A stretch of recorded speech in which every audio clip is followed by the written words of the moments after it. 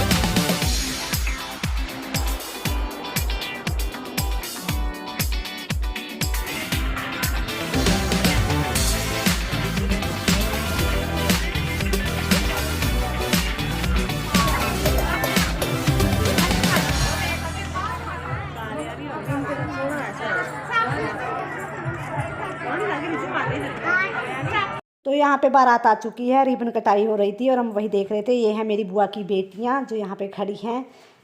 तो यहाँ पे हंसी मजाक ही चल रहा था, क्योंकि तबीयत ठीक नहीं है, तो चलो वीडियो तो बनानी ही है, तो कुछ तो बनाएंगे, आप लोगों को दिखाएंगे। और यहाँ पे शगुन वगैरह जो लड़की को दिया जाता है वही दिया जा रहा है, तो साथ के साथ ही लिखा भी जाता है जो किसी ने दिया होता है लड़की को।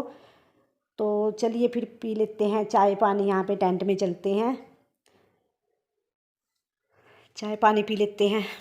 तो ये मेरी बुआ की बेटी है, उन्हीं की बेटी की शादी है। और तो जो मेरी दीदी हैं, तो वो जीजा जी नहीं हैं, काफ़ी टाइम पहले गुजर चुके हैं वो।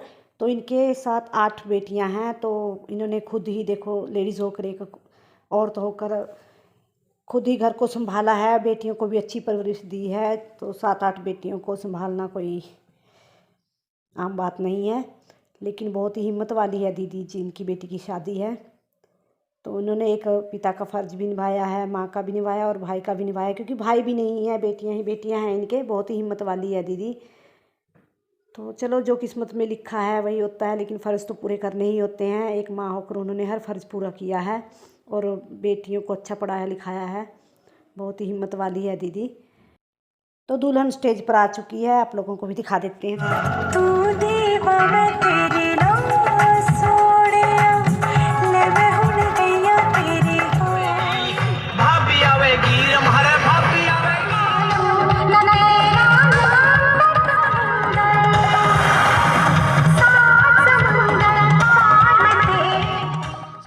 तो यहाँ पे हमारा खाना हो चुका है और ये छोटे वाला बेटा खा रहा है, हमने पहले ही खा लिया था। तो यहाँ पे दूल्हा दुल्हन अभी स्टेज पर ही हैं, अभी घर लेके जाएंगे उन्हें। तो घर में चलते हैं, घर में आ चुके हैं। यहाँ पे दूल्हे को बिठाया जाएगा। जो हमारी रस्में होती हैं यहाँ पे, जैसे पहले सहरा उतरवाते हैं, उसके बाद फिर मेहंदी लगवाते हैं, कान खिंचाई होती है, तो छंद वगैरह बोले जाते हैं, तो वही सब।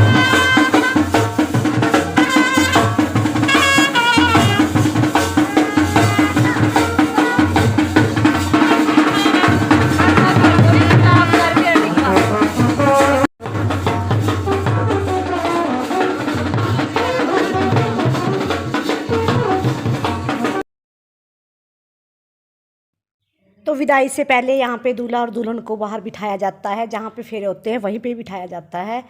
तो अपने रीति रिवाज हैं, जैसे किसी के भी होते हैं, हमारे ऐसे ही होते हैं। तो यहाँ पे दोनों को बिठाने के बाद जो भी मम्मी पापा हों, चाचा चाची, मामा मामी, जो भी बड़े बुजुर्ग होते हैं, तो वो दूल्हा दुल्हन के चारों तरफ प्रकन्या लेते हैं, घूमते हैं 3 बार 5 बार 7 बार जो भी होता है, इतनी प्रकन्या लेते हैं। और देवी मानने का ये है कि देवी देवताओं की तरह ही पूजा जाता है और उनके पाँव छुए जाते हैं चारों तरफ घूमने के बाद। और जो पंडित जी होते हैं वो धान वगैरह उनके पल्ले में डालते हैं, जो दूल्हा दुल्हन के चारों तरफ घूमते हैं उनके पल्ले में ही डालते हैं। और लास्ट के चक्कर में जो ये धान होते हैं तो ये दूल्हे के पल्ले में डाले जाते हैं। तो यहाँ पे सभी पाँव छू कर दूल्हे के पल्ले में जो भी धान है वो सब इनके पल्ले में ही डालते हैं।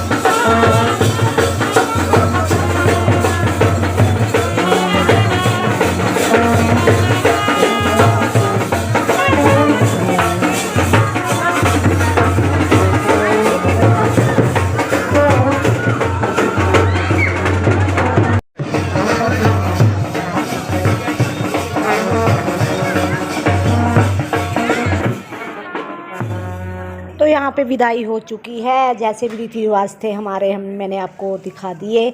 वीडियो ज़रा भी अच्छी लगी हो तो लाइक करें, शेयर करें और मेरे चैनल को सब्सक्राइब करें। तो फिर चलते हैं। और ये देखिए, बेटी की विदाई के बाद घर बिल्कुल सूना हो जाता है, बिल्कुल खाली खाली लगता है घर, क्योंकि मेहमान भी अब अपने घर चले जाते हैं और घर बिल्कुल खाली सा हो जाता है। तो मिलते हैं एक और नई वीडियो में, तब तक